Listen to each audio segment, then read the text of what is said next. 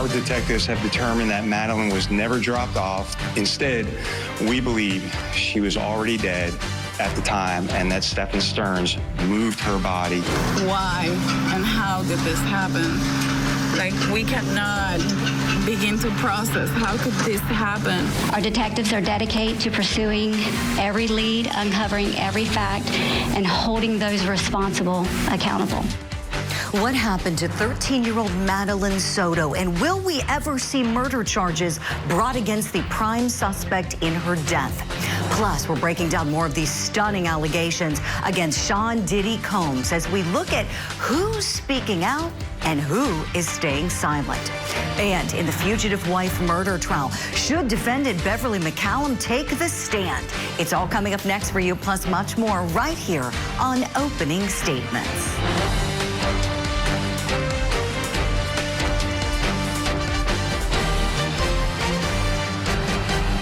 Good Friday morning to you, my friends. Welcome to Opening Statements. I'm your host, Julie Grant, and it's great to have you along with us this morning. We have a tremendous show planned for you. And if you're new to the program, just like in an actual trial, what we're all about here is getting you all primed and ready to go to hear the case evidence when we go into court during Court TV Live. So right now, why don't you go ahead and grab a cup of coffee, because it's time for my opening statement. Gone, but not forgotten.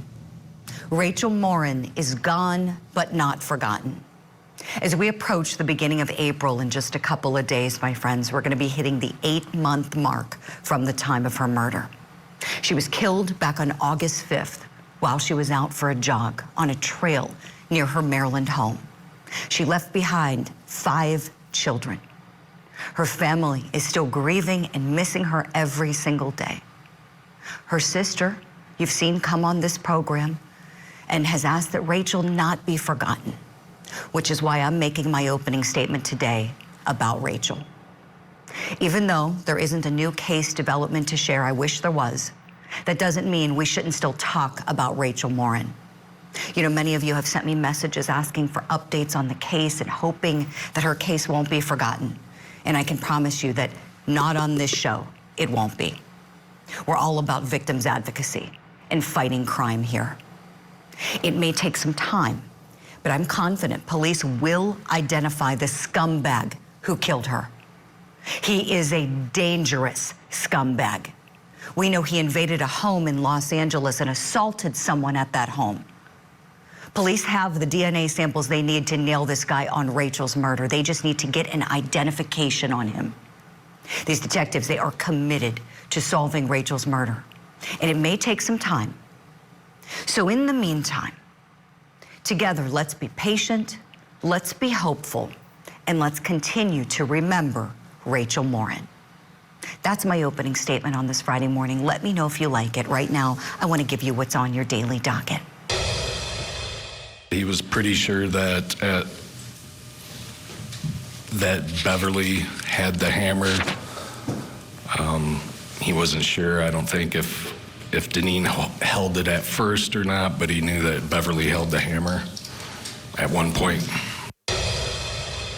All right, friends, here's a look at some of the cases we're following for you today on Court TV. In Michigan, court resumes at 8:30 a.m., where the state is expected to rest its case in the fugitive wife murder trial. Then in New Hampshire, testimony resumes at 10 a.m. in the small town secrets murder case. And in New Mexico, Rust armorer Hannah Gutierrez is back in court today at noon, where she's hoping to be released from jail and granted a new trial. For more now on the fugitive wife murder case, let's take you live to Charlotte, Michigan, where Court TV legal correspondent Kelly Craft is standing by with the very latest. Kelly, good morning. Good morning to you, Julie. Things haven't started yet here in Charlotte, Michigan, but the doors will be opening shortly for this particular court case. The case against Beverly McCallum, 8:30 this morning. Things will be getting underway. Court was dark yesterday, but today we are going to find out some major developments. Will the defendant take the stand? Yesterday, while court was dark, her attorneys, Beverly McCallum's attorneys, were going to be discussing that with her. Also today, what we're going to find out is will we hear closing arguments? Because if the defendant, what we're hearing from the judge, if the defendant does take the stand, this case will most likely go into next week. But if she does not take the stand, we will likely be in closing arguments later on this afternoon. So we'll have to wait and see on that, and of course bring you all those developments when they happen. But let's listen to the judge talk to Beverly McCallum and inform her of her rights regarding testifying. My understanding is your attorneys are going to meet with you tomorrow, which is our off day, because Friday it will be time for the defense to present their case. And at that time, I'm going to need to know whether or not that you're going to testify. Does that make sense? Yes, Your Honor. And so, Julie, yes, we will find out that information shortly if she will testify. That was the judge talking with her on Wednesday when we still had court again. Yesterday it was dark. Today we're back at it here in Charlotte, Michigan, and we'll bring you all the details when they happen. Kelly, thanks so much. Looking forward to seeing you later today here on Court TV. We turn now to the ongoing allegations against music mogul Sean Diddy Combs as the sex trafficking investigation into him continues this morning.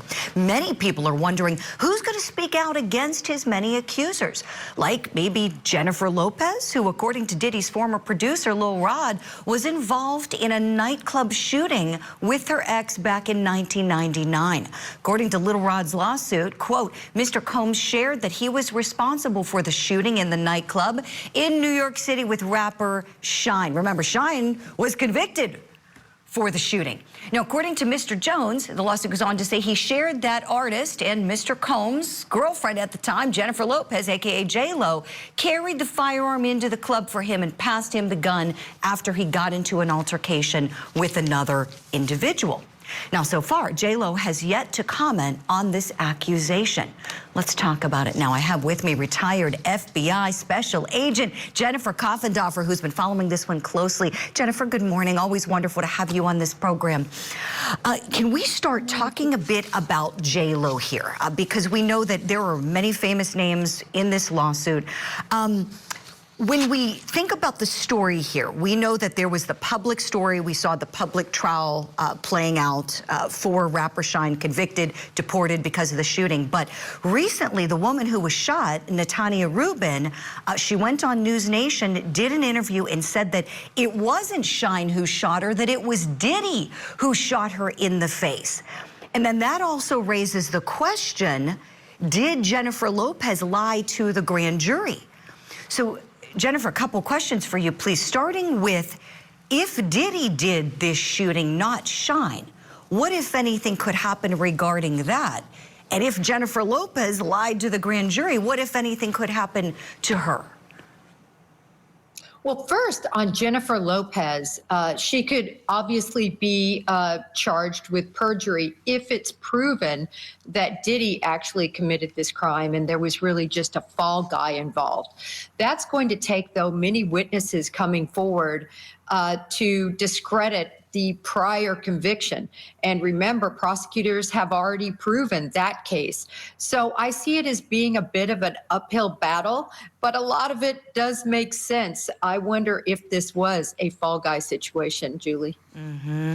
Right, Jen. I mean, if Shine was the fall guy, if Diddy shot him in the face, I wonder if there's anything that could be done with Diddy now, or has the statute of limitations run? I'm really curious about this. So I think something could be done if it was proven that that Diddy actually did shoot. However, I don't know if we're going to have witnesses come forward. You know, in your initial setup, and I love this question, who can we expect to come forward and who isn't?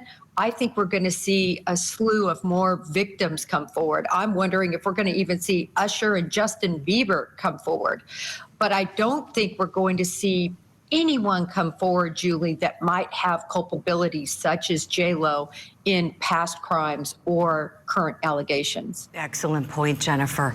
Speaking of one person who's speaking out, not necessarily a victim of anything, but just somebody who really doesn't like Diddy, and he makes no bones about it. Let's talk about 50 Cent right now. So we know the allegations against Diddy are that he was running this sex trafficking operation, and 50 takes to Instagram talking about his son's mother, because he had a child with this woman, Daphne Joy, who's there in the picture with Diddy. And in the lawsuit filed by Little Rod, it's alleged that Daphne Joy is a sex worker. And so 50 Cent speaking out, talking in the post, quote, "You moved a mile away in hopes of having another baby with me, but I was busy, so you moved back, and then you started receiving money from Brother Love.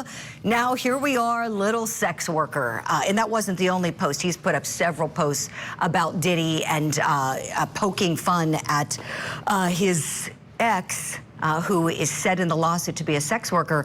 Jennifer, curious, how will the FBI, the DHS, how will these investigators who are involved in this look into these accusations about these sex workers in the sex trafficking operation?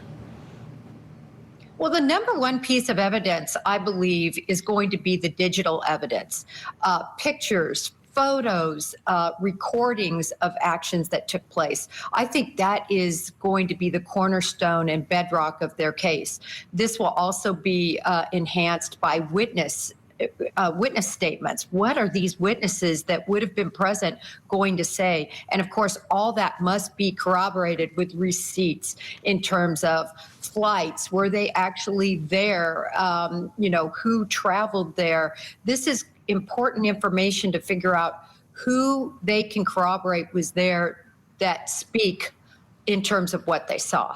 Great points, Jennifer. Daphne Joy has denied that she is a sex worker. I want to put up her response. She put this response on Instagram saying, "I'm deeply hurt by the lies in Rodney Jones' lawsuit." That's Little Rod, the producer. "The claim that I'm a sex worker is 100% false and a character assassination. I'm retaining an attorney to explore all legal remedies against both Rodney and his attorney." Okay, so Daphne Joy not taking the allegations lightly, denying them unequivocally. Jennifer, a great question for you, really tapping into your experience in law enforcement, is if someone is a victim of sex trafficking, how might an agent go about interviewing them, trying to get them to be truthful about what occurred with them, not to be fearful? Let's say if they are in an operation with somebody incredibly powerful, incredibly wealthy, and incredibly dangerous. Well, I think the main thing you have to do is, first of all, find someone who can interview them that can establish good rapport. There needs to be someone that this victim can relate to.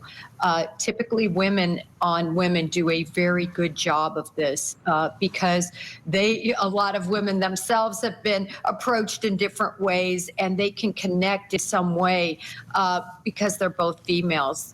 Then it's establishing that rapport with that person and really trying to make sure they understand the empathy, that they empathize with what that person has gone through.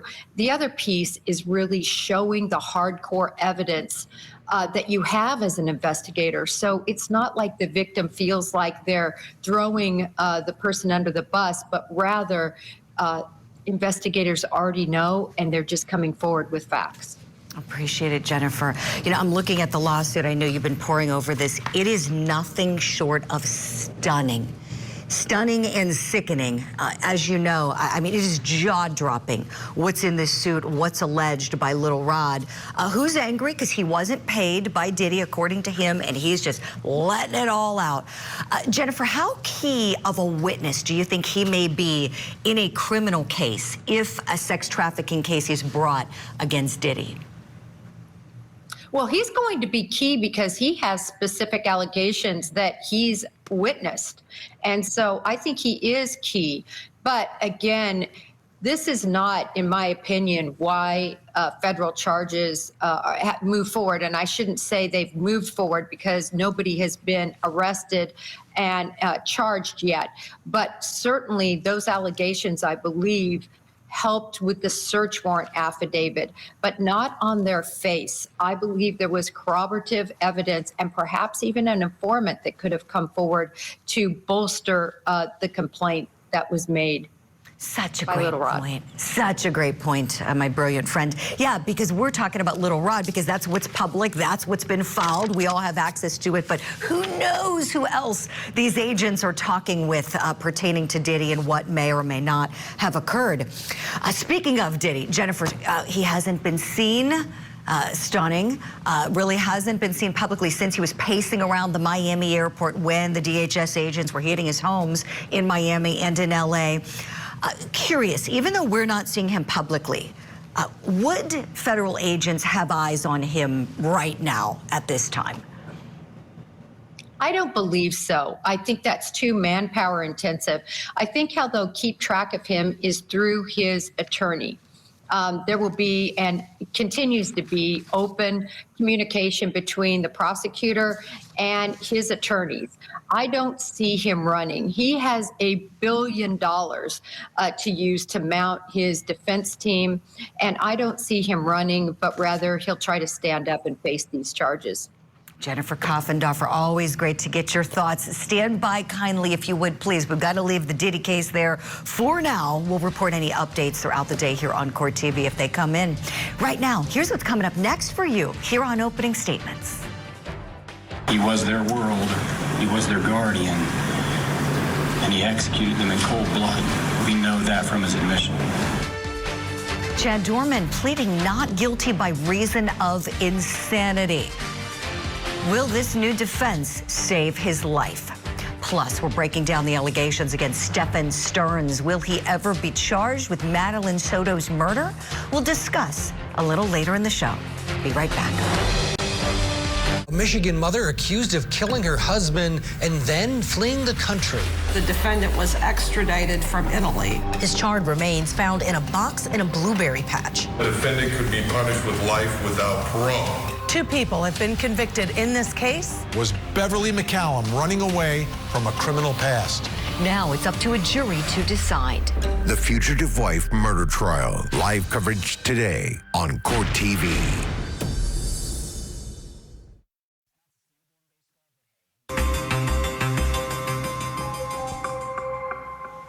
Now for what's trending in true crime, the judge in the case against Bryan Kohberger has told the defense and the prosecutors to stay away from potential jurors. The court order comes ahead of a change of venue hearing that could result in the trial moved to a different county. Now, the defense team claimed that surveying potential jurors met the legal standards warranted in a potential death penalty case. But prosecutors didn't like the questions they were asking, so they asked the judge to halt the survey. Now, Kohberger is, of course, facing charges for the murders of those 4 beautiful University of Idaho students who were killed back in November of 2022. So we're asking the question this morning, should attorneys be allowed to contact potential jurors? Let's bring in our guests. Still with me, retired FBI Special Agent Jennifer Coffendorfer. Also with us this morning, trial attorney Michelle Thomas and criminal defense attorney and former prosecutor Joe Tamburino. Good morning to you all. Joe, let me begin with you. Would you start off our conversation, please? Your thoughts on these attorneys reaching out to the prospective jury pool? Good morning, Julie. Thanks for having me on. There's nothing unusual about this, and I think the judge has to reconsider his ruling. I mean, what you use are jury consultants, and what a jury consultant does is a jury consultant starts doing polling of people in the community. In this community, it's Lada County, L-A-T-A-H. It's in Moscow, Idaho, obviously. It's got about 40,000 residents. So these jury consultants will start doing calls. And in fact, the expert jury consultant in this case, I believe, has worked in Idaho courts before. So I think what the judge has to be careful of is issuing rulings that could be overturned on appeal. And in a death penalty case, let the defense do its polling. It's not like it's actually going to people who will actually be on the jury. Rather, they're just polling people in the community. Joe Tamburino, thank you for that. Michelle Thomas, to you next, please. Your thoughts on the defense team reaching out to prospective jurors? Sure. Good morning to you, Julie. I think it's actually necessary because in order for them to support and prevail on their motion to change venue, they have to show how extensive and pervasive the pretrial publicity has been. They need to show how accurate the pretrial publicity has been and how the local jury pool could possibly be affected and or prejudiced by the publicity. In order to do that, you take a survey, as they've done. They've hired a professional to do that, and to gather the data to support their motion to change venue. And here, that they're only reaching out to a small sampling. It's about 400 people that they've surveyed, which is a small sampling when you look at the entirety or totality of the jury pool. And so, as long as the questions aren't overreaching, aren't suggesting facts that shouldn't be made public at this time, then I think it's appropriate for the defense team to be allowed to do this. Gotcha. Thank you for that, Michelle. Last but not least, Jennifer Coffindeffer, your thoughts on this, please. Well, I have a thought contrary to the esteemed panel, and that is, first of all, these points have already been made in terms of the issues concerning the potential jurors. In other words, early on, Julie, you may recall, there was a very extensive hearing regarding media reach and what that meant to potential jurors. They hired two experts. They put together dozens of pages of information to support why they felt really that the media was affecting the jury pool. So in a sense, they've already presented and put forth this information. I think contacting potential jurors, and I know there were only 400, but that's still a lot because it proliferates, right? If you're contacted, you say, oh my gosh, I was contacted and I was asked all these questions, and it proliferates out to all the people that they talk to. So I think it is, I agree with the judge, at least his initial ruling, that no one should be contacting these jurors at this point. Jennifer, thank you. Excellent points. We'll see what happens with this one. We'll leave it there for now as we turn to some other major trending news. The Ohio father, accused of chasing down and killing his 3 young sons, is now going for an insanity defense. Chad Doerman has changed his plea to not guilty by reason of insanity. He allegedly confessed to police, but a judge threw out his confession because he wasn't properly given his rights pursuant to Miranda versus Arizona. He will have to undergo a psychological evaluation, and those beautiful boys who lost their lives, just look at them, 7-year-old Clayton, 4-year-old Hunter, and 3-year-old Chase. Will they get justice in this case? Knowing the way this incident occurred, prosecutors have said they will seek the death penalty because they say that Chad Doerman is who murdered them. Will the insanity defense, though, save Doerman's life? Let's talk about it. Let's bring back in our guest, Joe Tamburino. Back to you. I don't think it's going to save his life. Ohio does have the death penalty, obviously. They are also what's called the McNaughton standard for mental illness. That means he has to be under such either an organic or some type of defect of reason. He doesn't know the nature of his acts or the consequences. I think that's going to be difficult in this case to try to prove. The burden is on the defense. They have to prove that beyond preponderance. And of course, he's going to get analyzed by both the state side and the defense side. So I don't think this is going to fly at all. His confession was only tossed out in terms of a Miranda violation. However, the judge never made a ruling that it was an involuntary confession, which means if he ever takes the stand in the case, they can surely bring up all that he said because it was voluntarily given. So I think this is basically just, a grasp at straws because he's facing the death penalty. Joe, great points. Michelle Thomas, to you next, please. Julie, this is one of the most heart-wrenching cases we've seen on Court TV. In this instance, if he's pleading insanity, Ohio did change the law back in 2021 so that they're not giving the death penalty if, in fact, you are severely mentally ill at the time of committing the offense. Now, he's got a high burden here because he did voluntarily, he did acknowledge what he did at the time, and it's going to be difficult, I think, for the defense team to reach that burden of proving that he was in fact insane or severely mentally ill at the time that he committed this heinous crime. So it's going to be difficult, but we'll see. Michelle, thank you. Great points. Agent Coffindeffer, would you take us home on this issue? Your thoughts, please. I agree with everybody, particularly based on the facts. First of all, because that confession was voluntary, they're going to be able to use the information gleaned from that. Remember, they are stating that this was planned. It was planned for months. This wasn't something that just happened. So if they have information that shows he purchased the gun, that he talked to others about it, that there's any communications that were written about the planning, that the daughter, if she overheard any sort of discussion or any words that he said leading up to these execution-style murders, all of that is going to be information that can be used in terms of their investigative steps to prove that he knew exactly what he was doing and planned it out. Yes, yes, preach, Jennifer. We'll leave it there for now, but we're tracking this case closely, as you all know. Jennifer Coffindaffer, Michelle Thomas, thank you both so much for your time and expertise this morning. We will see you soon. Joe Tamburino is coming along with us as we head to what's tipping the scales a little later in the show. But when we come back after this break, here's what's next. We vow to do everything in our power to ensure Madeline's memory is honored with justice. Our detectives are dedicated to pursuing every lead, uncovering every fact, and holding those responsible accountable. We're visiting the apartment complex where Madeline Soto lived, and we're talking about surveillance footage and whether it could lead to murder charges. And court resumes shortly in the fugitive wife murder trial. There's a live look at the courtroom and the seal in the great state of Michigan. Today, we'll hear whether defendant Beverly McCallum will take the stand.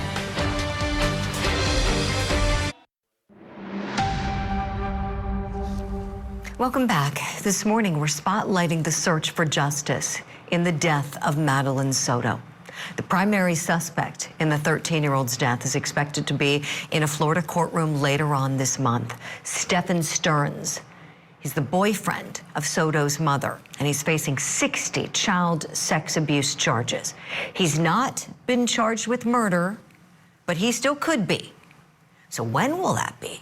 Many people are wanting an answer to that question. Police say they're still investigating, and we know that there is evidence from cameras at the apartment complex where Madeline was living. Could this tie Stearns to her death? Our detectives have determined that Madeline was never dropped off on the morning of February 26th near her school. Instead, we believe she was already dead at the time and that Stephen Stearns moved her body in the early morning hours on that day. At 8:19, we have evidence that shows Stephen Stearns returning to the complex and Madeline was visible in that vehicle. We believe she was already dead at that time. While investigators are going through the evidence collected from that apartment complex, we're going through some evidence ourselves. Court TV producer Cody Thomas is in Kissimmee, Florida, with more on what he's learned from a visit to Madeline Soto's home.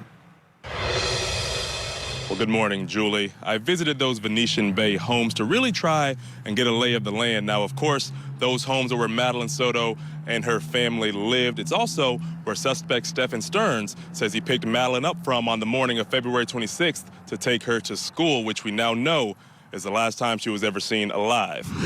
But one of the main questions in this case revolve around what happened between Madeline's 13th birthday party on Sunday, February 25th, to the morning of the 26th when she went missing, particularly at 8:19 that morning. That's when police say surveillance footage caught Stephen Stearns returning to the complex with Madeline visible in the car, to which police say she was more than likely already dead. Police did not specify which gate he came in, but I took a look at both the front and back gates that led into and out of the complex. Both areas have multiple cameras pointing at both the entrance and exit gates. And the front gate also has a security guard out front checking each car that comes in. The back had a guard at certain points of the day, but there are times they weren't there, which could lead one to believe he came back in through the back. Based on a map of the complex, we can also see the back gate is closer to their unit, but also close to the dumpster.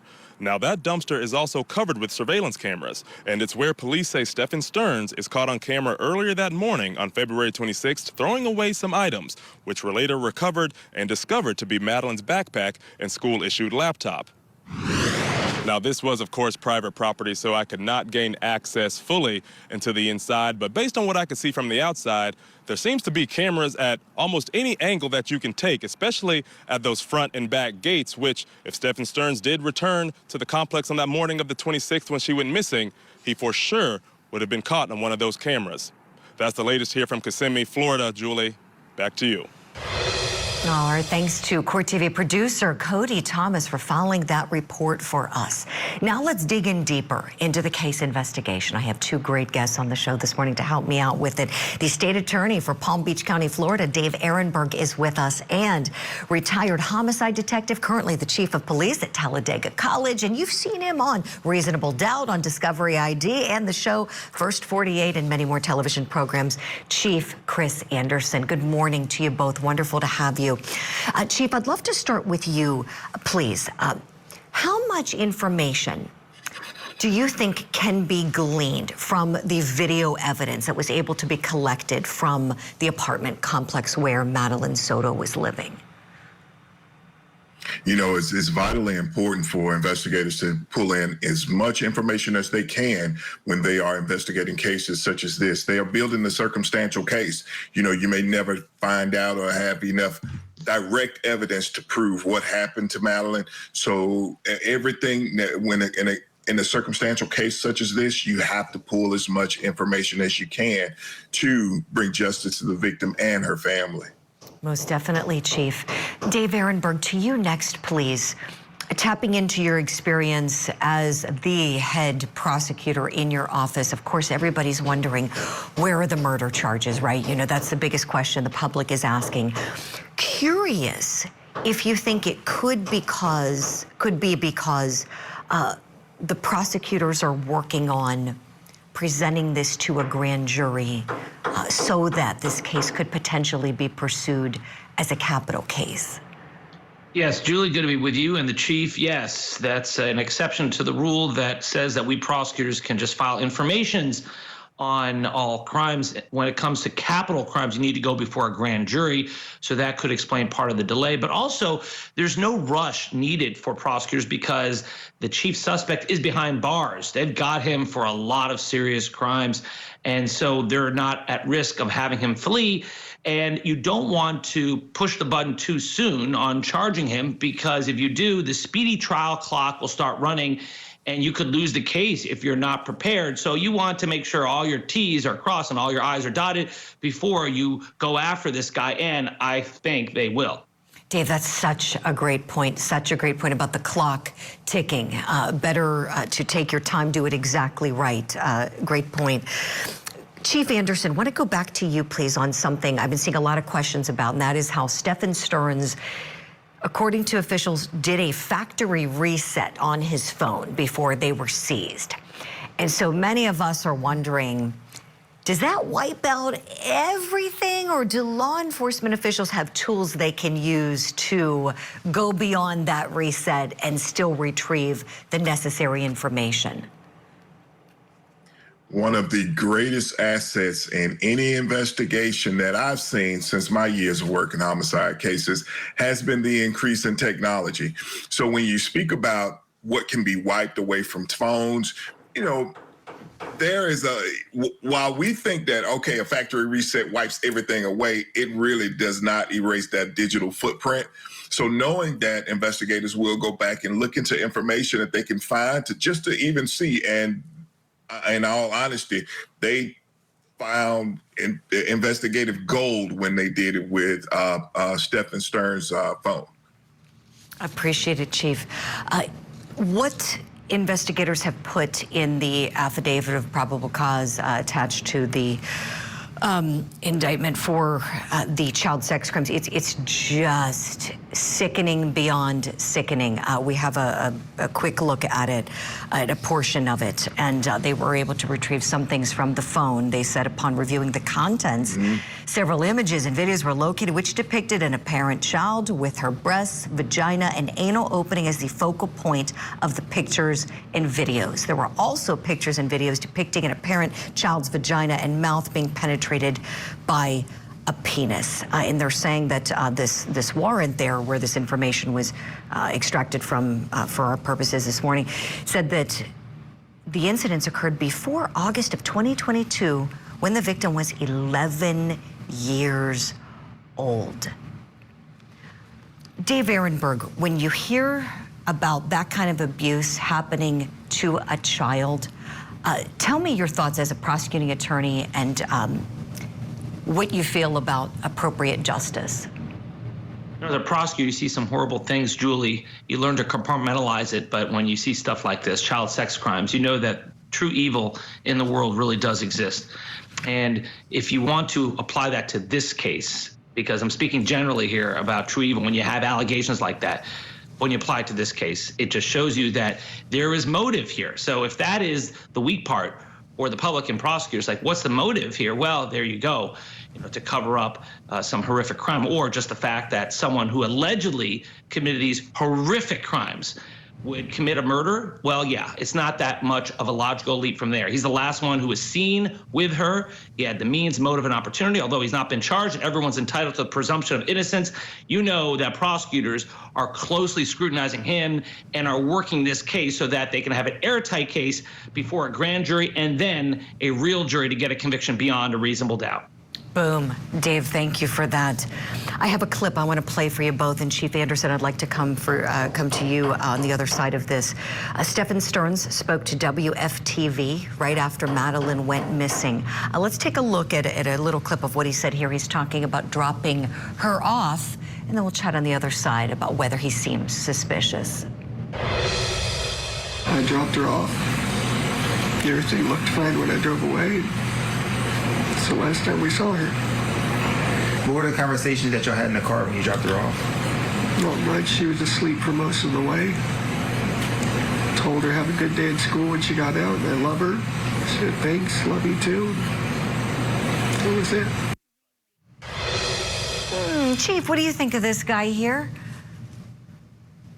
I think you've got to be a very sick individual to put together or make a statement like that, knowing you've been molesting and sexually assaulting this child for years of her life. But that interview and all the investigative work that has gone into this case will be helpful in prosecuting him when he is charged with her murder. Most definitely, most definitely. And I saw him, I'm sure you both saw this as well, in the interviews that his girlfriend did, Madeline's mom. He's sitting kind of off to the side behind her like a creep, just watching her, right? That really, it got to me. For some reason, I don't know if it's because he's afraid of her letting loose on what she may know. I think mom knows a lot more than she's saying, but that's another conversation for another day. We've got to just leave it here for now, but excellent insight from you both. Thank you kindly. Dave Ehrenberg and Chief Chris Anderson. Before we head to a break, now we want to pass along some information. This pertains to Madeline School District. So because of her case, the school district has now changed its policy so that parents will be notified in the morning and in the evening if their children do not show up for classes. Now, when we come back, we're going to be looking ahead to the fugitive wife murder trial. Can Beverly McCallum tip the scales of justice by taking the stand in her own defense? And before we head to this break, we want to spotlight Madeline Soto and remember her this morning. And as we head into what many are celebrating, the Easter weekend, Madeline should be home celebrating Easter.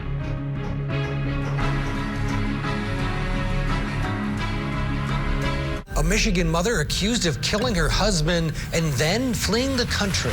The defendant was extradited from Italy. His charred remains found in a box in a blueberry patch. The defendant could be punished with life without parole. 2 people have been convicted in this case. Was Beverly McCallum running away from a criminal past? Now it's up to a jury to decide. The Fugitive Wife Murder Trial. Live coverage today on Court TV.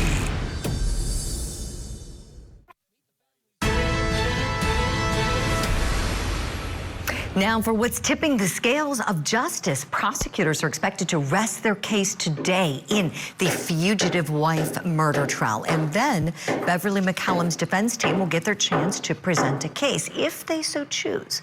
So then that raises the big $1 million question, right? Will the defendant testify? So on Wednesday, she was questioned by the judge about her intent to take the stand, since both options are certainly within her rights. Take a look. You understand that you have the right to testify in your own defense, correct? Yes. All right.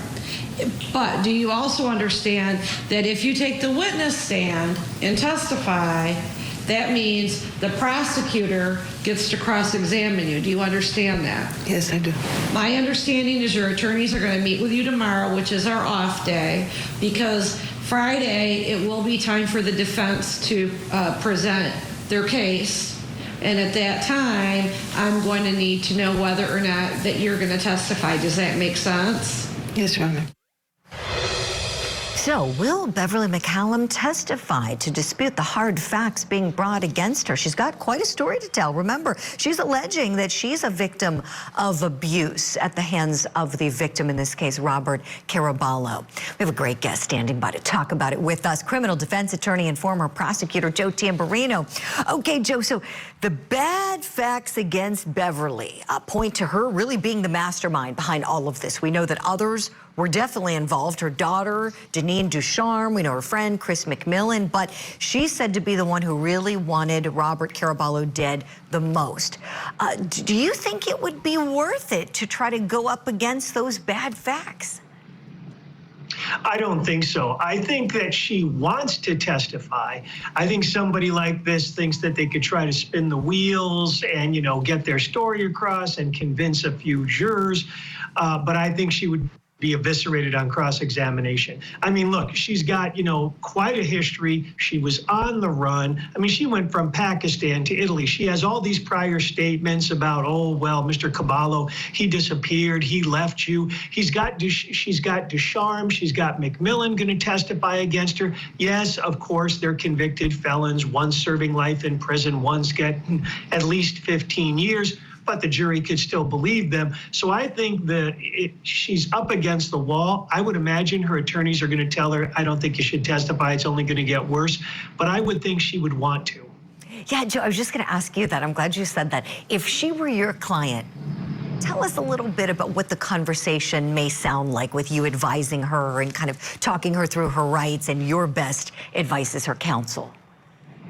It's the cost-benefit analysis. What I would be telling her is, look, if you testify, all these issues might come up. You're going to have an answer for everything that prosecutor is going to do to you. And this is a good prosecutor. We've been with the prosecution team. You know what they're going to do. So you have to have an answer for all of these things, and you start listing them all up. However, if you don't testify, we don't open any doors. We don't have to answer all those questions. We could concentrate rather on X, Y, and Z, and I could try to wrap this up in closing argument, and hopefully either we get some type of lesser charge or something along those lines. But that's what you do with the client. You say, if you testify, you will be exposed to all of these things. Now, in some cases, you got a great defendant. You got someone who has a rock-solid story, who can articulate his or her position. So it's worth the risk, absolutely, because they can handle it and they have an answer for all of these things. In this case, I don't know if you got an answer for everything that's going to come up. So well said, Joe. Joe, you got me thinking as you were talking. I kept thinking, if the situation were different, if she was the only defendant, if she was the only person being accused and there were no other persons who were definitely involved already having cases disposed of, I wonder if she may roll the dice and possibly be successful. That's a great point, because I agree. I think it would be much better for her in that situation. A lot of people always think, well, these are felons. Felons are going to testify against me. How could the jury believe them?